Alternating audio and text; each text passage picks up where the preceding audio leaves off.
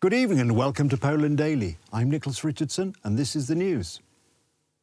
Announcements of changes in the public media and the abolition of the Smolensk subcommittee mark the beginning of the new government of Donald Tusk. Today, the head of the subcommittee, Antony Macierewicz, announced that a motion had been filed to the European Court of Human Rights to punish Russia for the Smolensk crime. He also announced that the Commission has decided to file a report with the prosecutor's office on the possibility that the new defence minister, Władysław Kosiniak-Kamysz, committed a crime. On Friday, the new Minister of Defence, Władysław Kosiniak-Kamysz, announced the disbanding of Antony Macierewicz's subcommittee and announced that its members have until the end of Monday to account for all documentation, property and equipment used for the subcommittee's work. At 11 a.m. local time, Ministry of Defence officials entered the Smolensk subcommittee building. According to the unofficial findings of our editorial office, this instruction was given by the Minister of Defence. Of course, Mr. Kosiniak-Kamysz may try to liquidate us by violence, but only in the dimension related to the functioning of the Ministry of Defence. And the Commission will exist anyway, no matter what he imagines. He will take the computers, he will take the phones. Chairman Antony Macierewicz pointed out that the Minister of Defence has no authority to dismiss the subcommittee, so its work will continue until August. Deputy Defence Minister Cezary Tomczyk disagrees with this position. According to the decision of the Minister of Defence, as of the 15th of December 2023, all authorisations of the former chairman and members of the subcommittee to act on behalf of the Defence Minister and the State Commission have expired. Any activities undertaken by the former members of the subcommittee, other than those described in the decision, have no legal force. This action is a crime which on the one hand has a factual aspect, but also has a huge dramatic political aspect for Poland, because it accuses Polish pilots and the Polish military and excuses and protects the Russian criminal Mr. Putin.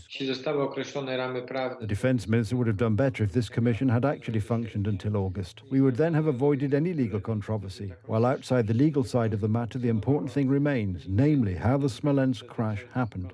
In the near future, an application will be submitted to the prosecutor's office against the Minister of Defence and Prime Minister Donald Tusk. Antony Macierewicz is expected to provide more details at a press conference later this week.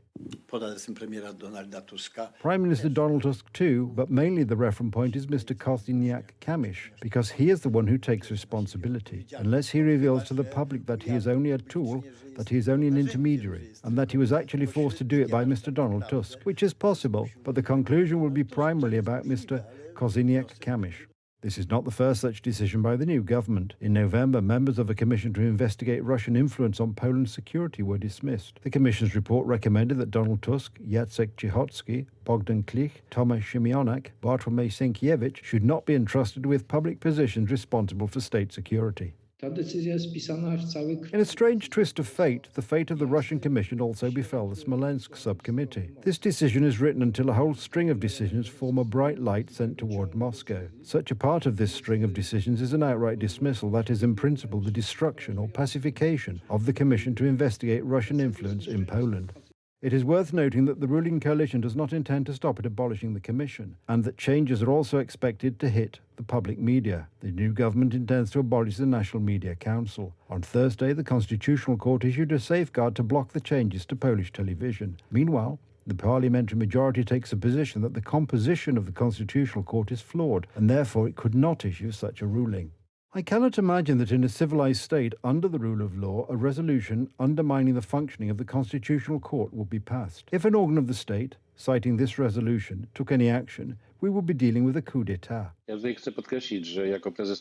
I here want to emphasize that as the editor-in-chief of TV Republica, I have no vested interest in defending TVP. I have a public interest, which is that the destruction of the media is the annihilation of democracy. And even if this media system of ours is lame, even if there are many imperfections in it, there is still some possibility of debate in what is already there.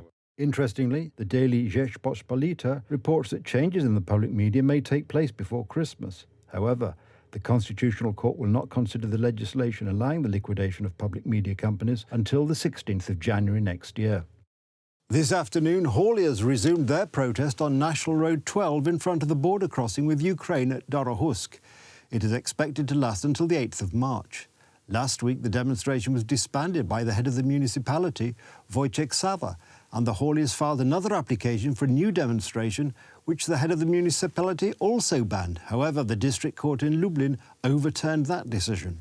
The protest in Dorohusk is not the only one. Since the 6th of November, hauliers have also been protesting in front of the border crossings in Hrebeny and Kochova. There they are letting several vehicles per hour pass. The protesters are demanding, among other things, the introduction of commercial permits for Ukrainian companies to transport goods, with the exception of humanitarian aid and supplies for the Ukrainian military, the suspension of licenses for companies that were established after the outbreak of the war in Ukraine and their inspection, and the elimination of the so-called electronic queue on the Ukrainian side of the border. Meanwhile, in Medica, farmers from the Deceived Village organisation have been protesting since the 23rd of November, demanding, among other things, corn subsidies.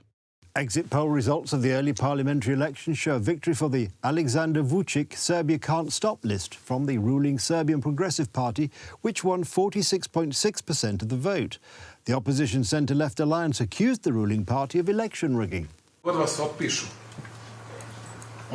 Every time they exclude you, fight even harder. In this campaign, I not only gave my best, but I think I did more than I could have done, no matter how senseless it sounds. Fight whenever they exclude you, or say you've had enough, and that's how you win. And that's what Serbia will have to do on the international stage. It will have to be even stronger and fight to ensure a good place in Europe, in the world, but most importantly, a good place for all of its citizens in our beautiful country, to make them wealthier and happier. I thank the nation and congratulate the victory. Thank you to everyone, and above all to the President of Serbia, Aleksandar Vučić, who headed our list, who allowed us to use his name again, who gave his all in this dirtiest election campaign in history. The more they attacked him, the fiercer he fought. Thank you to the nation. Thank you to the citizens.